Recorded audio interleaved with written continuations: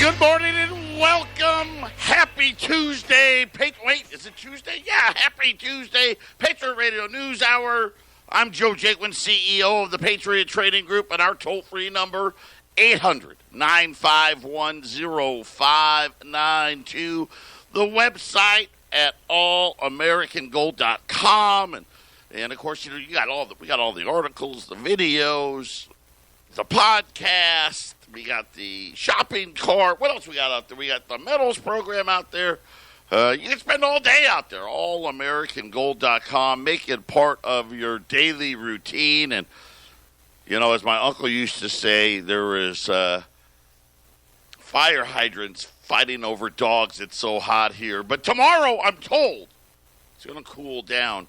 But big-time triple digits today. I heard 113 to 115 degrees. If you can stay inside, I'd highly recommend it. Get the AC on, and try to stay cool out there as the dog days of summer are officially here.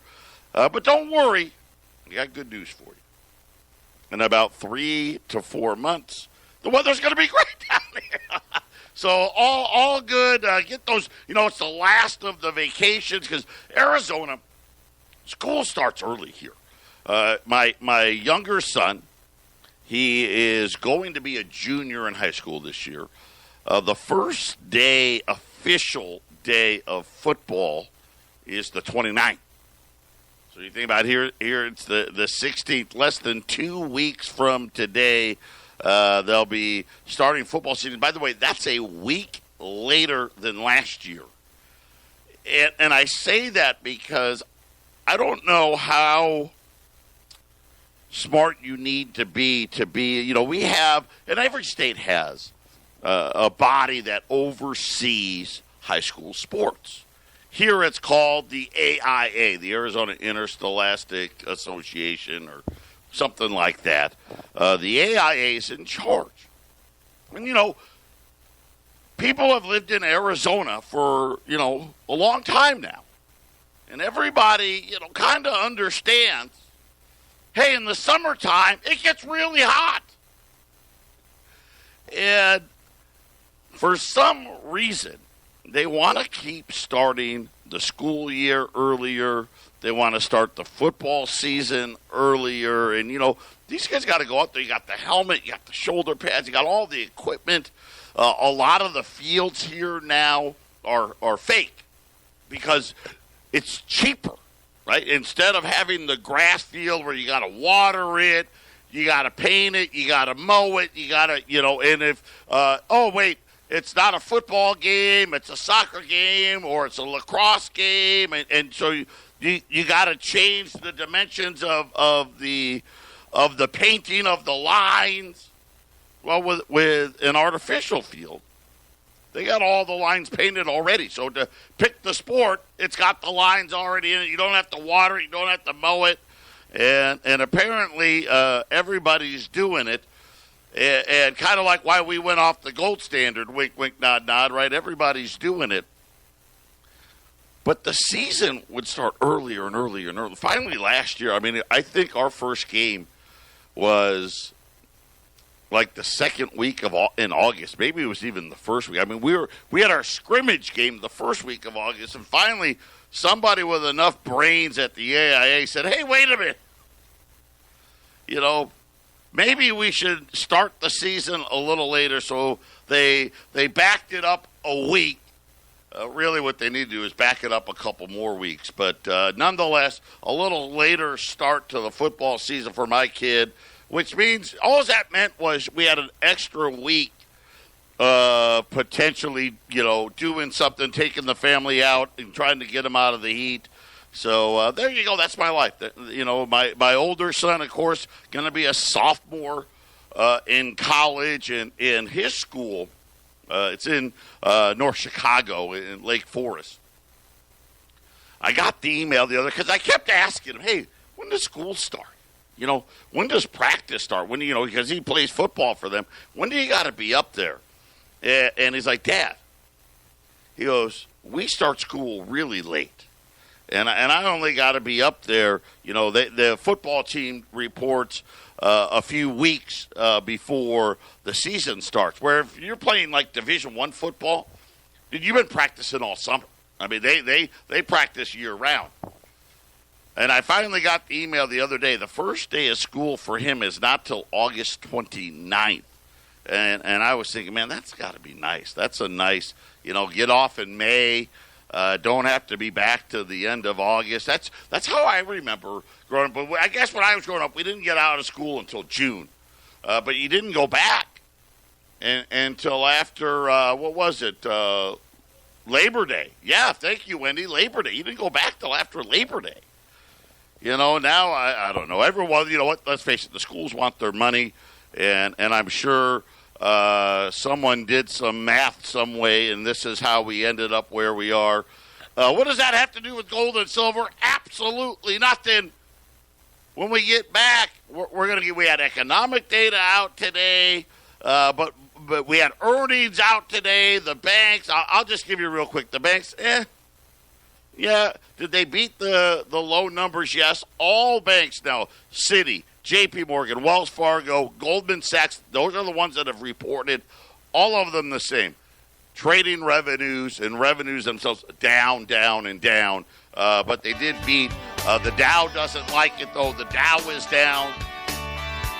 And Facebook, well, at least a member of the Facebook board accusing Google of conspiring against America. We'll talk about that when we return. 800-951-0592. What a crazy market this morning. Gold's been up, it's been down, it's been sideways. Right now it's down 6 at 14.07. Silver crushing it today. Up and up big right now. Silver $15.55. Matter of fact, at one point, silver was approaching $15.70. Of course, remember yesterday I told you 1,000 metric tons of silver have been added to the ETFs just since June. And, of course, the ETFs, that's where the billionaires and speculators like to go play in the gold and silver markets. I promise you this. They don't add 1,000 metric tons and hope it goes up a quarter, right? That's not what they're shooting for here. Is little brother, is silver finally going to start catching up to gold? We'll wait and see. The Dow is down today. I got a lot of things to talk about, but I have to go in this direction to start with. On Sunday, Peter Thiel. Okay, now he is, for those of you that don't know who he is, this guy's a billionaire, okay? He also happens to be on the board of Facebook. And, of course, you're right, Facebook coming under pressure about that Libra crypto coin. The president fired off. The Treasury Secretary fired off. They're testifying in front of Congress and all that stuff. And he was giving a talk on Sunday at the National Conservatism, I know it's only Tuesday, Conservatism Conference in Washington, D.C., and he made the following remarks, singling out Google for agreeing to work closely with China, trying to get its search engine back into the Chinese markets. Now, see, Google got banned by the Chinese government, right? Because, hey, we want you to do X, Y, Z. Essentially, we want you to spy. And somebody at Google decided that they didn't, let's face it, Google really is a spying organization. That's what it does. Google's a spy company. I know, and you're like, no, it's not. No, it's not, Double. It's where you go on your phone or your computer to look stuff up, right? That's what Google is. And really what you have to understand is Google tracks everything you do, right? Everybody knows on their phone that it comes with Google Maps and all this stuff, and Google knows where you are almost at all times, knows exactly what you do. Everybody uses Google, right? I mean, we just do. And they spy on everybody. And they're trying now to get back into the Chinese market. Apparently, I don't know this is fact.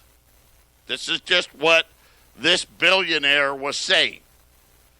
Of course, we do know that Google decided to let its U.S. Defense Department contract that gave the military access to its artificial intelligence tool to lapse. In other words, Google told the U.S. government, hey, you know what? We don't want you to have access to this stuff, right? Because, I don't know, you may use it to protect the country. I don't know. These actions by Google, Thiel suggested, seemingly treasonous. He said it during the opening of his speech. He even went so far as to question whether Google's parent, Alphabet's AI research program, had been infiltrated by foreign intelligence. He asked whether Google's parent, Alphabet Inc., their senior management, may have been infiltrated by foreign intelligence agencies. These questions need to be asked by the FBI and the CIA, he said. And I'd like them to be asked in a not excessively gentle manner. Can you imagine getting the Google guys, getting the board, and start waterboarding them, right? And start ripping out their fingernails. This wouldn't be the first time suspicion of treason activity has dogged American tech companies, right? And, of course, obviously, this decision and our relationship with the Chinese. Notice how the trade talks, what have you heard? Have you heard anything? I mean, every once in a while, you'll get we had a conversation, right? You heard Robert Lighthizer came out on TV last week. I didn't even talk about it because it was ridiculous. Oh, don't believe what you read in the Wall Street Journal. That's what he said, right? Don't believe that. Of course, Wall Street Journal usually tells you what I tell you a couple of days later, right? They come out and tell you, hey, by the way, these trade talks are not going very well. The president was out bragging. China had the lowest GDP, I think, since like NAFTA and GATT. And I was like, oh, I mean, what are we talking about? 4%? Maybe 3%? It was 6.3 or 6.2. Now, granted, that's the way the Chinese counted. And you'll hear, oh, well, they exaggerate. Well, okay, fine. They've been exaggerating all along, but it's not like it was some horrible number. And, of course, the president says, yes, see, the sanctions are working. Today, the Chinese government came out and said, yeah, don't know what he's talking about. Everything's just fine over here.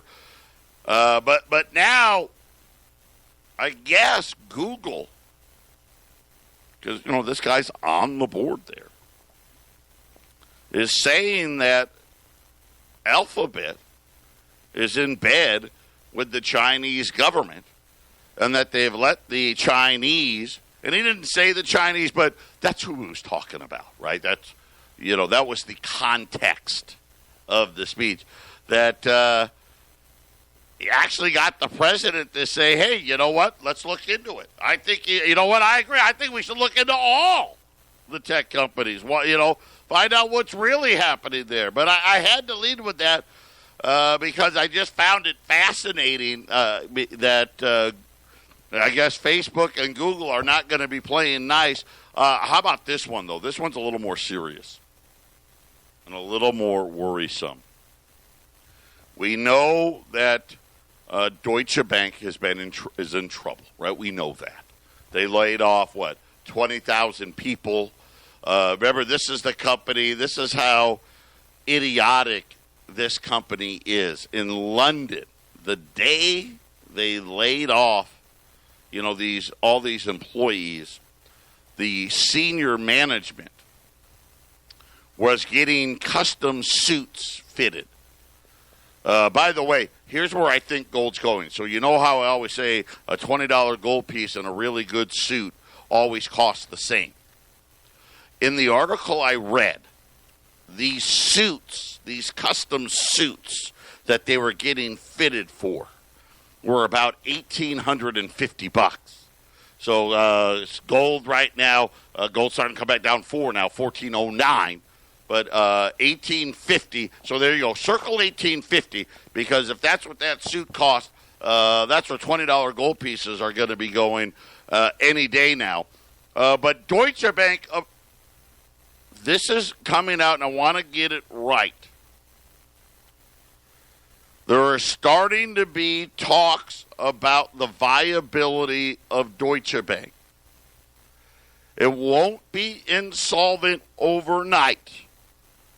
But the world's biggest melting ice cube, there is simply no equity value at the bank any longer. Everyone else has decided to cut their counterparty risk with the bank. Okay, so this means that they won't trade. Right? Every night these banks, hey, will you be hold my debt and I'll hold your debt, right? Hey, let's all pretend all the debt we hold's good, right? And that's how it works, right? Because a lot of this debt these banks hold, it doesn't trade, right? It doesn't trade very often. You don't have to mark to market, so they can all pretend that, hey, this debt is valued at whatever we say it is, and how do we know this? Because it's not something that's traded a lot. Just imagine some form of a derivative of some kind, some tranche of, I don't know, commercial real estate. And you own 1/10,000th of the new Freedom Tower, 1/10,000th of some building in Dubai, and a 10,000th of the shopping center at Fashion Square, and you know what I'm saying? And you have all these things, so it's not traded very often. Apparently, the banks around the world are now refusing to accept Deutsche Bank's debt at the end of the day. Right? This is what they do to each other, right? They've got a little built-in buddy system, right? It's the banking's boys club, if you will. And I know there's ladies there too, but you get what I'm saying. Hey, I'll pretend your stuff's good, you pretend my stuff's good, and this is how it works. There's the $45 trillion in derivatives, according to Bloomberg. Deutsche Bank clients, mostly hedge funds, have started a bank run, which has accumulated with about $1 billion a day being pulled out of Deutsche Bank. So deposits leaving Deutsche Bank. I don't know people that bank with Deutsche Bank, but if you do, you have an account there, I highly suggest, while you still can, move it somewhere else. They say they're calling this a modern version of a bank run, where it's not the depositors, but it's the counterparties that are pulling their liquid exposure from Deutsche Bank amongst fears of another Lehman-style lockup that could freeze their funds indefinitely. In other words, hey, we want to get out now, because if we're right and this debt is really that bad and that toxic, if we don't get out, they're going to force us to stay in, right? And we won't be able to get our money out. And I always say this.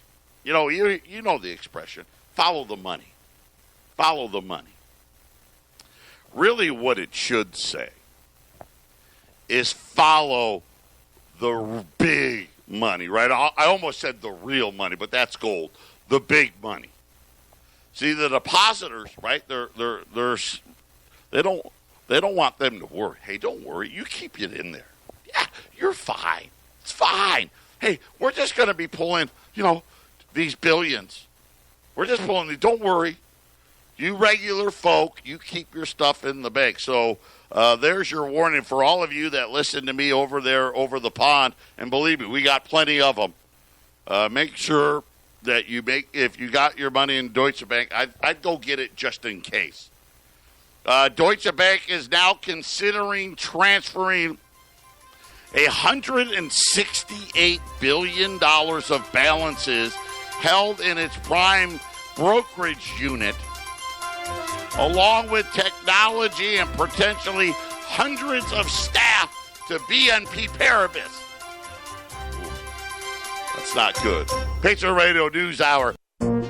This is the Phyllis Schlafly Report, a daily broadcast from Phyllis Schlafly Eagles, a national volunteer organization founded by Phyllis Schlafly and continuing to uphold her legacy by honoring family values, opposing radical feminism, and representing a conservative perspective in our nation's capital.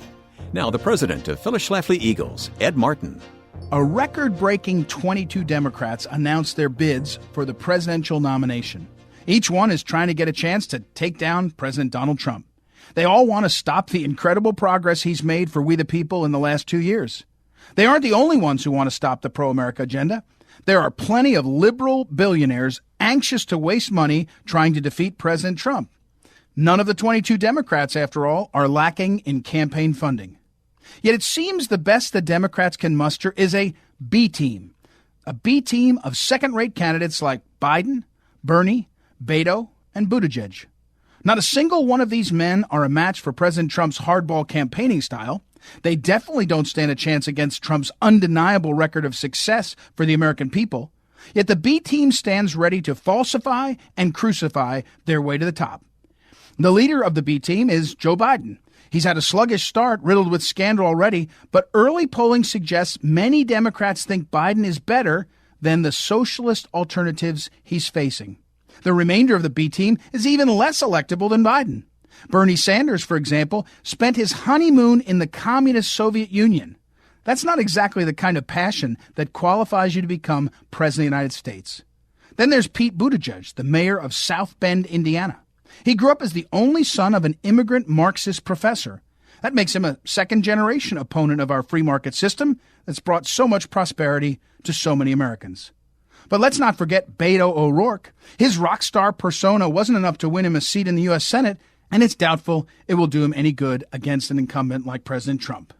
The B team may show just how fractured and weak the Democrat Party seems right now, but we cannot afford to underestimate them. No matter who the nominee is, we have to do our part to keep President Trump in office. He's fighting for America with everything he's got, and he's making great progress. Let's give him 4 more years to keep fighting. This has been the Phyllis Schlafly Report from Phyllis Schlafly Eagles. As President Trump fulfills his campaign promises, his accomplishments on trade, immigration, the economy, and protecting the unborn should be celebrated, not ignored or diminished. To track these victories, go to phyllisschlafly.com and find out what's next for the Trump presidency at phyllisschlafly.com. Thanks for listening to the Phyllis Schlafly Report. 9510592. I've got a special today. I wish I had more. It's going to be very limited, and it's going to probably go extremely quick. So right now we have gold at 1409.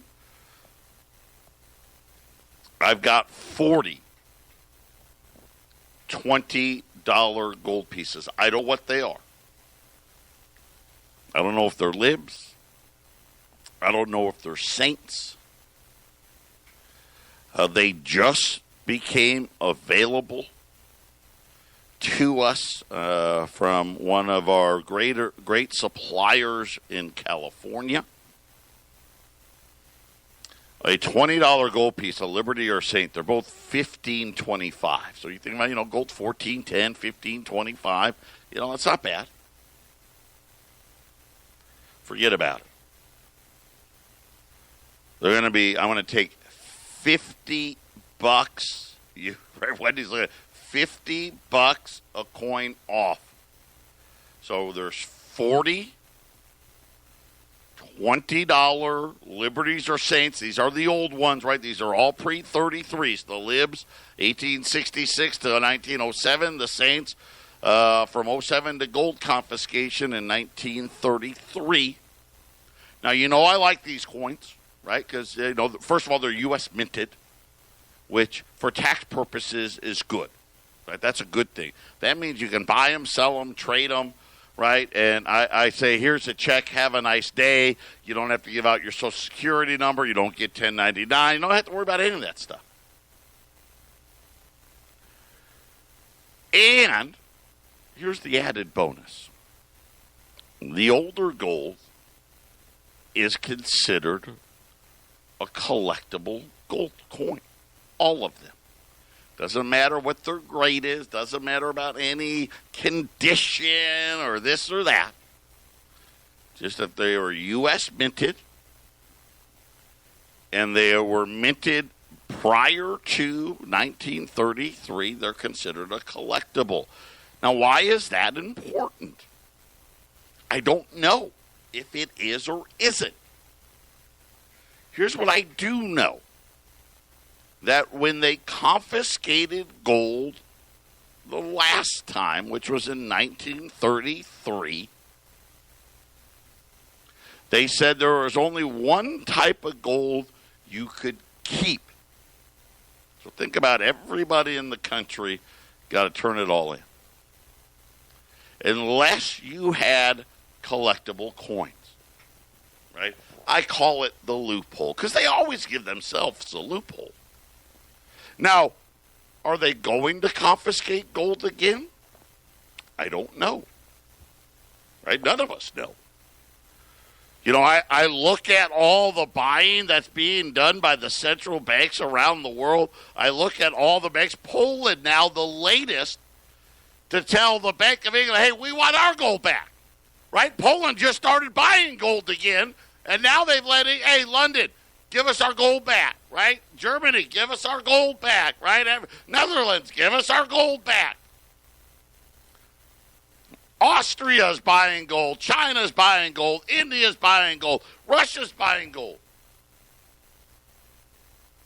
And if you're not buying it, you want it back. Obviously, like I said, everybody already knows. We're just not in the know. Right? We're not part of the private club. So will they or won't they? I don't know. With a stroke of the pen, the government does what it wants. I do know this. We do a lot of precious metals IRAs. Right? We do a lot of them. If you want to convert a 401k from 2 or 3 jobs ago, give us a call. We can help you. Guess what you can put in there? I can put gold bars in there. I can put gold eagles in there. I can put buffaloes in there. I can put maple leafs in there. I can put Krugerrands in there. I can put all that stuff in there. Guess what gold I can't put in there? You guessed it. Pre-1933 U.S. minted gold. The only logical reason that comes to mind to me is because they know when they need to go get it, right? Hey, we can't. That's going to be our loophole. That's just, that's just why I think the way I do. Is it going to be? I don't know. But when I look at what's the best gold to buy for tax purposes and privacies, yep, it checks the boxes. Also, I like that added deal that, hey, you know what? They don't allow it into the IRAs. Got to be a reason. Got to be a reason. Which is another reason why I like it. And then last but not least, right, buy as much gold as close to spot as you can. Right? So you're sitting there, $20 Liberties and Saints at what, $65 over spot? Can't beat it. 800-951-0592. I'll tell you what, I'll do one better. You buy 10 or more, you save another $10. So 1 through 9, $14.75. 10 or more, $14.65. At 800-951-0592. By the way, I've been talking a lot about trucks, right? And specifically those, the big rigs, the semis. And everybody talking about all their orders and all the orders for trucks dropping 60, 70, 80%. LME just announced that it is closing its doors effective immediately. LME is a regional trucking company based in Minnesota. The company's had terminals in 30 locations across the U.S. and had agreements to service all of North America. It worked with major companies like 3M, John Deere, and Toro. The company reportedly has 600 men and women, has 382 power units, 1,228 trailers, and 424 truck drivers out of business effective immediately. And then this happened, it was either earlier today or yesterday. 40-year-old California trucking outlet Timmerman Starlight Trucking is now the latest victim of the quote-unquote trucking apocalypse.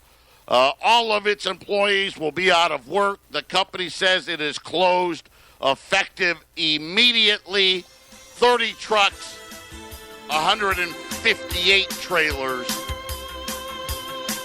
I don't know. Getting a little creepy. It's hard to tell, isn't it? Runs at Deutsche Bank, trucking companies just shutting their doors. We'll see how all of this shakes out. 800-951-0592. We'll be right back. 800-951-0592. Gold is now down 3. 14.10, 14.11. Silver, man, the performer of the day. Little brother, big brother must have turned around and yelled at him and said, "Get your butt up here." Silver's up over 30 cents now, 15.60 on silver. Getting back to the truckers, Business Insider, ALA Trucking, Williams Trucking, Falcon Transport, New England Motor Freight, now along with Starlight and LME, have all now announced that they are ceasing operations. And I guess this kind of what we've been saying, the freight, matter of fact, the freight index came out again today. The Cass Freight Index was negative again today. We did have a little bit of good news today. It's not all bad. Retail sales were up 0.4%, which is okay, not great. Usually the numbers are up 6-7 in summertime. It's everyone's on. They're vacationing, they're spending money, doing all that, but it was still okay, right? And we kind of have this, right? We've got the consumer trying to do its job, and then we have this whole thing with the freight and the trade wars. Wholesale inventories were bad again today, so I don't know. And again, is this slowdown going to take the next step? We'll have to watch for the consumers. It was okay, wasn't great. Which is why the Dow is down, not down a ton, but, it's down 50, 60, 70 points today. Then CNBC The average family doesn't feel as good today as yesterday. This is out of CNBC this morning. Of course, that's your stock channel. Middle-class Americans are less optimistic about their economic process and prospects than they were just 6 months ago, and I think, right, they get it. Right? The Federal Reserve, they can say there's no inflation. But here's the bottom line. For the middle class of this country, it is getting harder and harder. The majority of those polled, so they say they are relatively stable, and relatively a delicate word. They graded their chances of achieving the American dream. So this is middle class, right? You would think, hey, that is the American dream. See, this is why I say most people, they think they're middle class. They really aren't anymore. See, middle class used to be, hey, I can feed my family. I can provide shelter. I got my cars, right? My wife stays at home, raises the kids. Every year, when I grew up, I mean every year, we went on a family trip every year. We all piled into the car, and we drove somewhere. Whether it was Philly, Toronto, Chicago, D.C., right, New York City, Boston. And we did everything. We'd go to the baseball game. We'd go to the amusement park. We'd go here, there. We're staying at the hotel. It was a whole week-long deal. Right? And I know a lot of you out there going, yep, that's how it was. Because you had money. Right? You had enough to do that. They're now saying their chances of the American dream is down to a C. They said that's how they feel about their chances. By the way, that's down from a B-. So think about this. This is the real problem with the economy today, which is a lot of us are like, man, I'm fighting. I'm fighting hard. But it just doesn't seem like I can do it. It says that they found 48% say they fear a recession. And Americans keep hearing about this is the longest economic expansion in history. And a lot of people's expectations is they're due, right? And I get it, right? We are kind of due. By the way, just in case you wanted to know the income of this survey, $35,000 to $100,000, which is essentially about 90% of the United States. I know, well, 35, you probably got to go a little lower to get to 90%. At least 70% of the country, chances of obtaining the American dream now down to a C. And again, this is what happens when you deal in a currency that by design is intended to lose its value. And you think about interest rates, right? That was the way the system was supposed to work. Yeah, it loses its value, but we pay you interest, so you're going to be okay. Well, we already know, right? They haven't paid us interest in what? How many years now? How many years has it been? 11? 12? And even if you give them the nod that inflation has been only 2%, what are you down? 20? 24%? Yeah, see.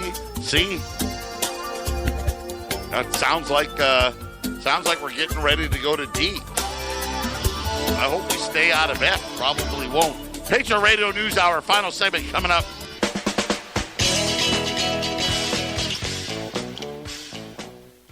$800-951-0592. If you're just joining us, U.S. $20. I don't know what they are. They're Libs, Saints. I'm not sure. 1475, 1 through 9, 10 or more. 1465. We had 40 of them when we started. There's 25 remaining. 800-951-0592 is the toll-free number. How about this for no inflation? The national average cost of renting an apartment rose to $1,465. I don't mean to laugh. It's just so much more expensive. In 20 years, rent for I'm just using me. I kind of think I'm normal. You know, I know maybe not in the head, but overall, rent was like $500-600. Really nice place. I mean, really nice place was maybe $700. Now you're talking almost $1,500. According to the results, that is an increase of 2.6%. $37 more expensive since January. It's up more than 6% since June of 2017. And between May and June, rents increased 0.8%. The largest monthly increase since, last May. Apparently, if you're going to be a renter out there, May's not the month you want to do it. Good news, however, for the American seeking a new rental home is the price hikes in the second half of the year are generally lower. I love it. Actually, it hasn't happened. Hey, that's the good news. The good news is the price is still going to go up, according to this. But don't worry, it goes up at a slower pace in the second half of the year than the first half of the year. San Francisco, Boston, Manhattan, you know the places. The lowest rent, by the way, for a major area, Oklahoma City. So if you're looking for a cheap place to rent, Oklahoma City is the place. Or, El Paso, Texas. I've actually been to El Paso. No offense to you that live in El Paso, but I'll pass on El Paso. 800-951-0592. Got 25 of the Liberties or Saints. I don't know which they're. The $20 gold pieces. There you go. That's just simple. Not your Libs or Saints. There's 25 of them left. $14.75. If you got 10 of them or more, $14.65 as gold right now, just sitting here right at $14.10, $14.11. Silver, though, is the performer today.